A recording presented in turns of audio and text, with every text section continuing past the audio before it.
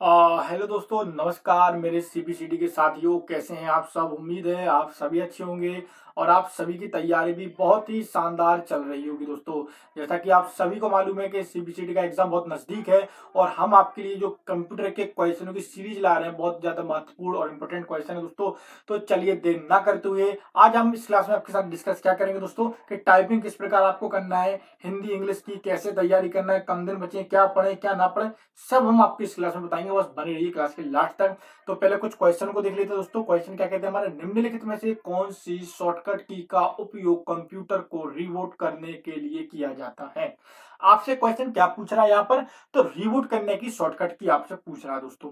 तो चलिए, तो ऑप्शन नंबर ए हो जाएगा control plus alt plus F1, B हो जाएगा control plus alt plus F3, C हो जाएगा control plus alt plus del, और इस बार डी हो जाएगा कंट्रोल प्लस अल्ट, सॉरी दोस्तों, अल्ट प्लस F4 दोस्तों।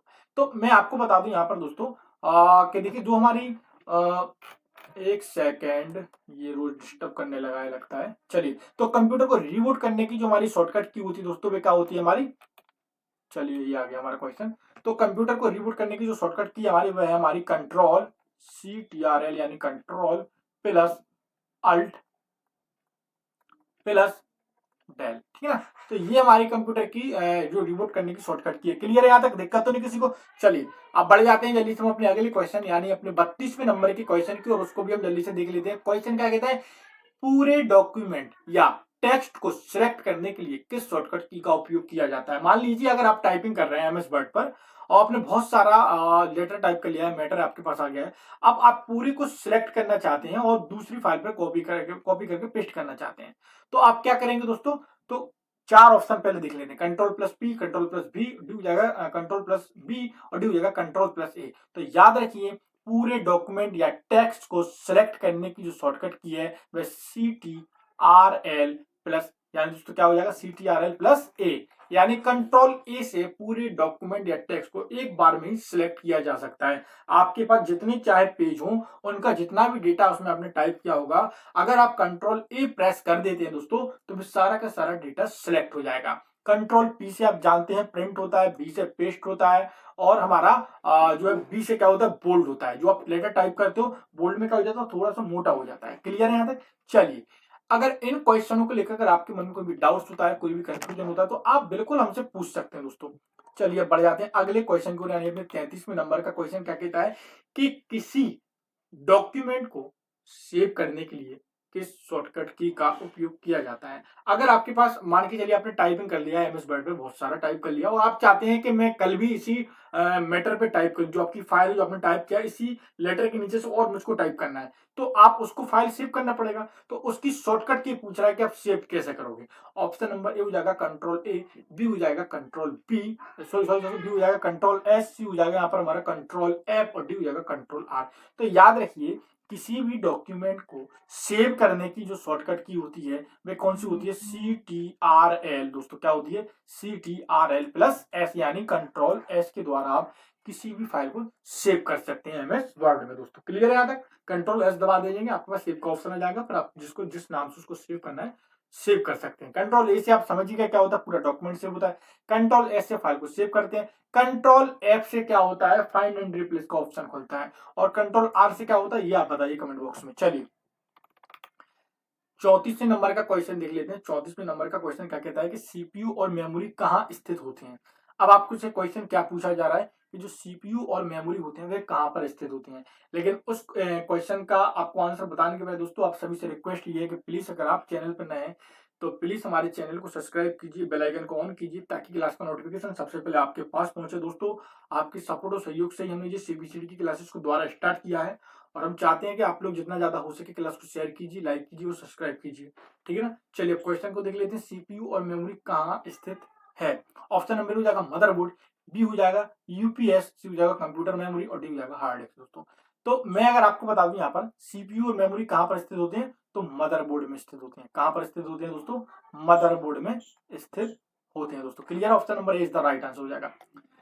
अभी चलते हैं अपने अगले, यानी अपने 34 से 35वें नंबर के क्वेश्चन की ओर। हमारा 35वां नंबर का क्वेश्चन क्या कहता है, जल्दी से हम उसको पढ़ लेते हैं। निम्नलिखित में से कौन कंप्यूटर की विशेषता नहीं है। आपको बताना है इनमें से कौन एक कंप्यूटर की विशेषता नहीं है। ए ऑप्शन हो जाएगा हमारा वर्सेलिटी, यानी हमारा क्या हो जाएगा बहुमुखी प्रतिभा, और बी ऑप्शन हो जाएगा एक्यूरेंसी यानी सटीकता, डी हो जाएगा, सी हो जाएगा स्पीड, और डी हो जाएगा आईक्यू। ठीक है ना। चलिए, तो याद रखिए कंप्यूटर की कौन सी विशेषता नहीं है, आईक्यू कोई विशेषता हमारी कंप्यूटर की नहीं है। D option is the right answer. बाकी स्पीड है, सटीकता, एक्यूरेंसी आपको देता ही है, और बहुमुखी प्रतिभा है उसको तो सभी जानते हैं दोस्तों। क्लियर है यहाँ तक। चलिए 35वें नंबर का क्वेश्चन को बढ़ जाते हैं। अच्छा, मैं आपको बता रहा था टाइपिंग किस प्रकार आपको करना। देखिए, जब आप एग्जाम हॉल में पहुंचे तो एग्जाम हॉल में जैसे ही टाइपिंग स्टार्ट होती है, अगर आप पहली बार दे रहे होंगे तो आपको थोड़ा सा मैं बता देता हूँ।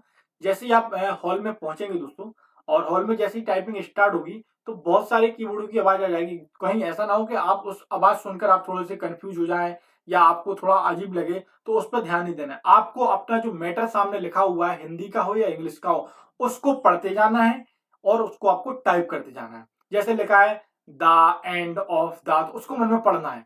उससे क्या होगा, आपको यहाँ वहां आपका ध्यान नहीं भटकेगा। आपका जो ध्यान है वो आपको स्क्रीन पर ही देना है दोस्तों। अगर गलतियां होती हैं, मान के चलिए जैसे एक गलती हो गई और आपको लगता है कि हम बहुत गलती कर चुके हैं पहले, तो उसको छोड़ दीजिए। क्या होता है, एक्यूरेंसी जितनी अच्छी होगी स्पीड उतनी ज्यादा आएगी, और जितनी आपकी गलतियां होंगी स्पीड ऑटोमेटिक आपकी कम आ जाएगी दोस्तों। तो बैक स्पेस का जितना हो सके कम इस्तेमाल कीजिए। ठीक है ना। और आपने देखा होगा बहुत सारे आपके पास सॉफ्टवेयर है, अभी तो टाइम है सीबीसीटी के एग्जाम में, तो उनको आप सुमन कंप्यूटर होगा, सुमन टाइपिंग टेस्ट हो गया देखा होगा, और इंडिया टाइपिंग हो गया, यहाँ पर बहुत सारे प्रैक्टिस सेट डले हुए होते हैं, तो उन पे भी जाके आप कर सकते हैं। और अगर आपके मन में कोई भी कंफ्यूजन होता है तो आप हमसे कमेंट बॉक्स में कमेंट करके पूछ सकते हैं। आने वाले समय में हम क्या करेंगे, सीबीसीडी के लिए आपको निःशुल्क टेस्ट सीरीज प्रोवाइड कराएंगे हर संडे को दोस्तों। और जितने भी सीबीसीडी के प्रीवियस ईयर के क्वेश्चन उनकी पीडीएफ भी आपको निःशुल्क प्रोवाइड कराएंगे। थोड़ा सा सपोर्ट और सहयोग की जरूरत है बस। चलिए अब क्वेश्चन को पढ़ लेते हैं। क्वेश्चन क्या कहता है, निम्नलिखित में से कौन कंप्यूटर का भौतिक उपकरण है दोस्तों। भौतिक उपकरण क्या होता है ये आपको मैं अभी बताऊंगा। अगर हिंदी में समझ में ना आए करे तो इंग्लिश में फिजिकल लिखा हुआ है, फिजिकल डिवाइसेस। ठीक है ना। चलिए, ए ऑप्शन हो जाएगा हार्डवेयर, बी हो जाएगा सॉफ्टवेयर, सी हो जाएगा पैकेज, डी हो जाएगा एप्लीकेशन सॉफ्टवेयर। तो मैं अगर आपको बता दूं यहाँ पर कि निम्नलिखित में से कौन कंप्यूटर का एक भौतिक उपकरण है, तो सभी को पता होना चाहिए कौन इनमें से एक भौतिक उपकरण है, hardware. Option number A is the right answer. क्यों, भौतिक यानी इंग्लिश में पढ़ लीजिए फिजिकल, जिसे आप हाथ से छूकर देख सकते हैं। हार्डवेयर कंप्यूटर के अंदर जो मशीनें लगी होती हैं वो हार्डवेयर के अंदर अंतर्गत ही आती हैं। अब आप सॉफ्टवेयर को थोड़ी ना छू कर देखोगे। अब जैसे एमएस वर्ड है, जैसे यूट्यूब है, मान के चलिए ये भी एक क्या हमारे एप्लीकेशन सॉफ्टवेयर, तो क्या इसे आप छू पाओगे, नहीं छू पाओगे। हार्डवेयर वो चीज होती है जिसे आप हाथ में लेकर देख सको, स्पर्श कर सको। ठीक है। सॉफ्टवेयर को आप ना तो देख सकते हो, तो केवल देख सकते हो, छू नहीं सकते, स्पर्श नहीं कर सकते हो। ऐसे ही हमारे ये एप्लीकेशन सॉफ्टवेयर भी इसी के अंतर्गत आते हैं। क्लियर है। चलिए अब बढ़ जाते हैं अगले क्वेश्चन यानी अपनी 37वें नंबर के क्वेश्चन की ओर। 37वें नंबर का क्वेश्चन क्या कहता है, जल्दी से हम उसको भी देख लेते हैं। क्वेश्चन कहता है कि निम्नलिखित में से कौन सा उपकरण कंप्यूटर और बाहरी दुनिया के मध्य कम्युनिकेशन करने का कार्य करता है। यानी निम्नलिखित में से कौन सा उपकरण कंप्यूटर और बाहरी दुनिया के मध्य कम्युनिकेशन करने का कार्य करता है। एक ऑप्शन हो जाएगा डीवीडी, बी हो जाएगा यहाँ पर हमारा मेमोरी, सी हो जाएगा यहाँ पर हमारा इनपुट एंड आउटपुट डिवाइस, और डी ऑप्शन हो जाएगा यहाँ पर हमारा सॉफ्टवेयर दोस्तों। तो मैं अगर आपको बता दूं यहाँ पर कंप्यूटर का कौन सा उपकरण जो बाहरी दुनिया, कंप्यूटर और बाहरी दुनिया से कम्युनिकेशन करने की कोशिश करता है, इनपुट एंड आउटपुट दोस्तों। क्या हो जाएगा, इनपुट एंड आउटपुट, यानी C option is the right answer. बाहर बहुत तेज बारिश हो रही है और थोड़ा सा आवाज अगर आपको बाहर की आ रही थोड़ा मैनेज करना। ठीक है ना। तो यहाँ पर देखिए दोस्तों, इनपुट और आउटपुट क्या है। इनपुट जो होता है वह कंप्यूटर के अंदर यानी कंप्यूटर के उपकरण से संपर्क बनाए रखता है, और बाहरी दुनिया से कौन संपर्क बनाए रखता है, आउटपुट हमारा। क्लियर है यहाँ तक। चलिए, यानी C option is the right answer हो जाएगा। अपना 38वें नंबर का क्वेश्चन देख लेते हैं। क्वेश्चन नंबर निम्नलिखित में से कौन कार्यों के आधार पर कंप्यूटर का प्रकार नहीं है दोस्तों। आपसे क्वेश्चन पूछा जा रहा है निम्नलिखित में से कौन कार्यों के आधार पर कंप्यूटर का एक प्रकार नहीं है। ए ऑप्शन हो जाएगा एनालॉग, बी हो जाएगा डिजिटल, सी हो जाएगा रिमोट, और डी हो जाएगा हाइब्रिड दोस्तों। तो मैं अगर आपको बता दूं कंप्यूटर के कार्यों के आधार पर कंप्यूटर के आधार का प्रकार नहीं है, इनमें से आपको बताना है कौन सा एक प्रकार नहीं है कंप्यूटर का। सिंपल सा क्वेश्चन यही है। तो एनालॉग भी कंप्यूटर का एक प्रकार होता है, डिजिटल कंप्यूटर भी होता है, हाइब्रिड कंप्यूटर भी होता है, लेकिन रिमोट नाम का कोई भी कंप्यूटर का प्रकार नहीं होता है। यानी C option is the right answer दोस्तों। क्लियर है। चलिए, सीबीसीटी की बहुत सारी टॉपिक्स वाइज हमारे पास ऑलरेडी पहले से क्लासेस हैं हमारे चैनल द एग्जाम एक्सप्रेस में, आप जाके विजिट करके देख सकते हैं दोस्तों। ठीक है ना। अगर इन क्वेश्चनों को लेकर आपके मन में कोई डाउट हो तो वो भी आप पूछ सकते हैं। 39वें नंबर का क्वेश्चन देख लेते हैं। निम्नलिखित में से किसी कंप्यूटर के संचालन को नियंत्रित करने के लिए डिजाइन किया गया है। आपको बताना है कि किसी कंप्यूटर के संचालन को नियंत्रित करने के लिए डिजाइन किया गया है। ए हो जाएगा सिस्टम सॉफ्टवेयर, बी हो जाएगा एप्लीकेशन सॉफ्टवेयर, सी हो जाएगा यूटिलिटी सॉफ्टवेयर, डी हो जाएगा सर्वर दोस्तों। तो आप सभी को मालूम होना चाहिए कि कंप्यूटर के संचालन को नियंत्रित करने के लिए किसे डिजाइन किया गया। मैं बार बार आपको ये क्वेश्चन बताता रहा हूं और एक क्वेश्चन ये आ भी गया प्रीवियस ईयर के क्वेश्चन में भी ये पूछा जा चुका है। तो याद रखिए दोस्तों कि जो कंप्यूटर को ऑपरेट करता है दोस्तों, कौन करता है दोस्तों ऑपरेट?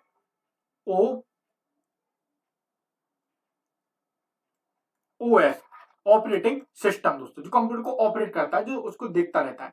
तो इसका जो राइट आंसर हो जाएगा सिस्टम सॉफ्टवेयर दोस्तों। कौन हो जाएगा? सिस्टम सॉफ्टवेयर, यानी option number is the right answer. यहाँ पर अगर ओएस भी लिखा जाता तब भी इसका राइट आंसर माना जाता, लेकिन जो सिस्टम सॉफ्टवेयर है दोस्तों, वह क्या करता है? हमारा सिस्टम सॉफ्टवेयर दोस्तों वह हमारे कंप्यूटर के संचालन को नियंत्रित करता है। क्लियर है यहाँ तक? चलिए अगला क्वेश्चन क्या हमारा 40वें नंबर का, निम्नलिखित में से कौन एक आउटपुट डिवाइस है दोस्तों। क्वेश्चन क्या पूछा जा रहा है? इनमें से एक आउटपुट डिवाइस कौन सा है ये आपको बताना है। ऑप्शन नंबर ए हो जाएगा माउस, बी हो जाएगा कीबोर्ड, सी हो जाएगा डी यू और डी हो जाएगा हमारा लाइट पेन। तो देखिए आउटपुट डिवाइस के बारे में आपसे बात पूछ रहा है। माउस तो हमारा एक इनपुट डिवाइस है, कीबोर्ड भी इनपुट डिवाइस है, ठीक है ना। बी डी यू ये क्या है? ये हमारे एक आउटपुट डिवाइस की तरह वर्क करता है। और डी हो जाएगा लाइट पेन, ये भी हमारे क्या है? आउटपुट डिवाइस है, तो इनपुट डिवाइस है दोस्तों।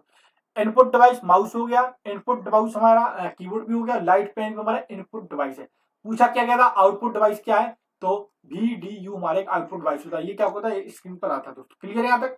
क्लियर, कोई दिक्कत तो नहीं? चलिए तो आज के लिए क्लास में इतना ही रहने देते हैं और उम्मीद है क्लास और कंटेंट दोनों आप सभी को पसंद आए होंगे। कल हम एक और नए क्लास के साथ, एक और नए कंटेंट के साथ आप सभी के साथ शाम 6 बजे मिलेंगे। जब तक के लिए दोस्तों जय हिंद, जय भारत, वंदे मातरम।